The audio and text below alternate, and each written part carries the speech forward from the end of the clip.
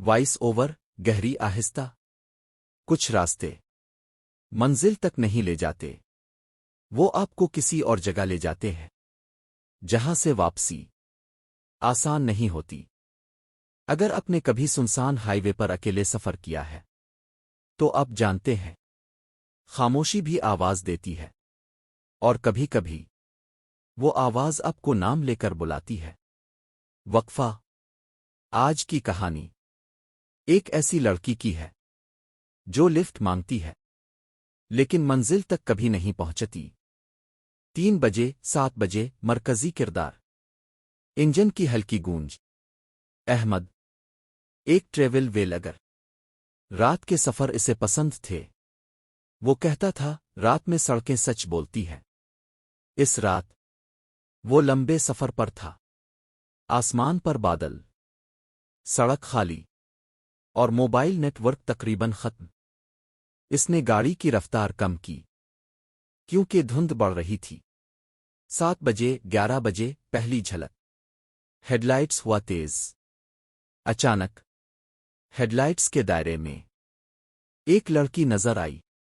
سفید لباس، بال چہرے پر، اور ہاتھ اٹھا کر اشارہ. احمد نے بریک لگائی.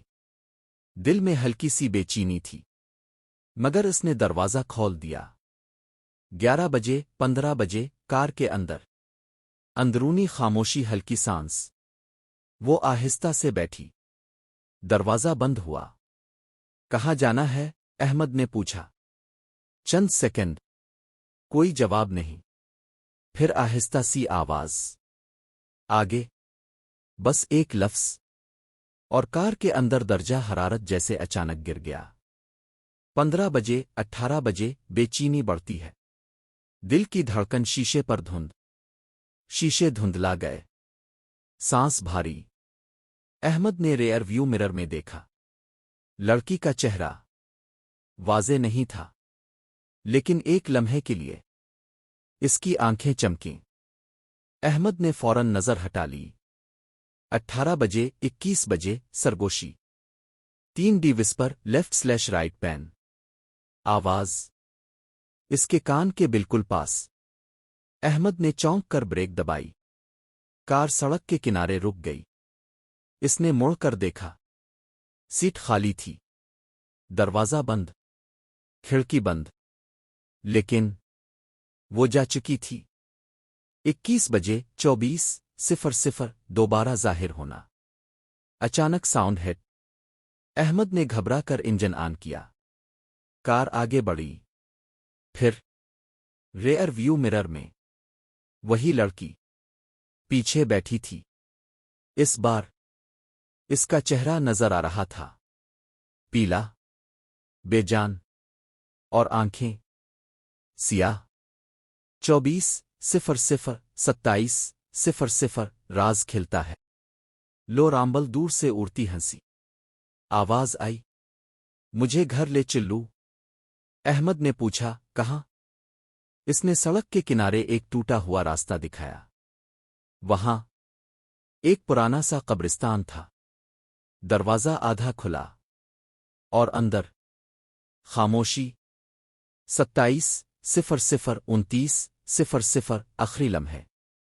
دل کی تیز دھڑکن، قدموں کی آواز. کار رکی. وہ لڑکی آہستہ سے اتری. چند قدم چلی. پھر رک گئی اور بغیر مڑے بولی، تم بھی آؤ گے؟ احمد جیسے سوان ہو گیا. پاؤں خود بخود دروازے کی طرف بڑھے.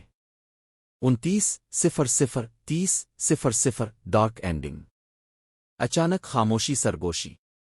اگلی صبح سڑک کنارے ایک کار ملی. انجن بند، دروازہ کھلا، اور ڈرائیور سیٹ خالی. صرف ریئر ویو مرر پر انگلیوں. ہوا ہلکی سرگوشیاں. لو بیس. وائس اوور گہری آواز.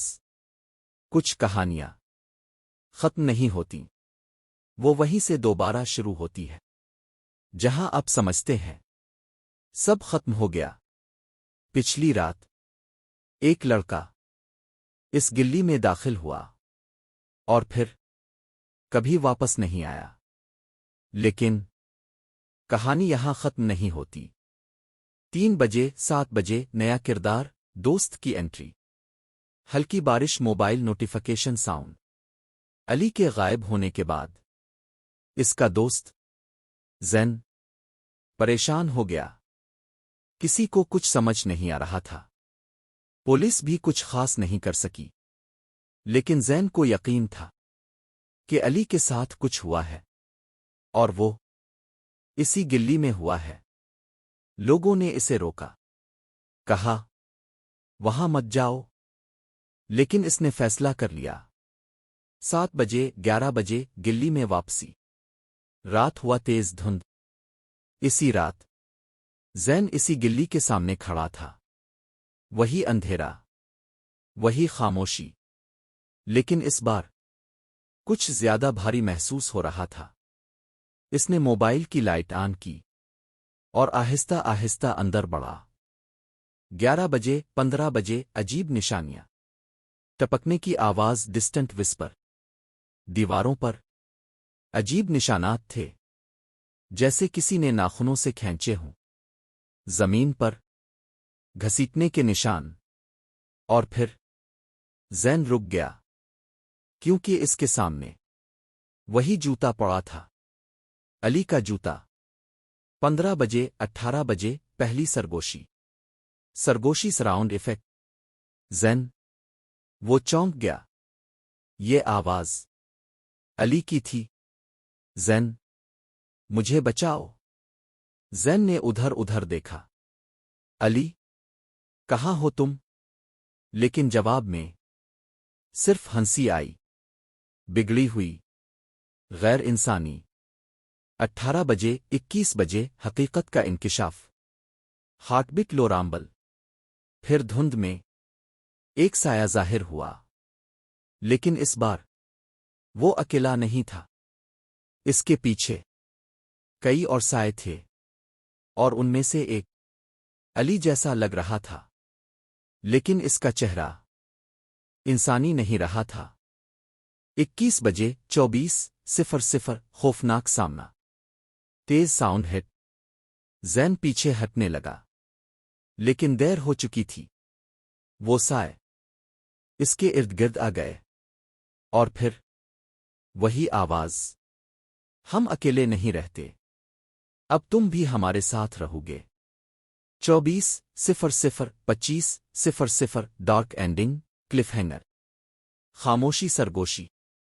اگلے دن 2 لوگ غائب تھے، اور گلی میں 2 جوڑے جوتے پڑے تھے۔ آہستہ وہ بڑھ رہے ہیں، اور اگلا شاید تم ہو۔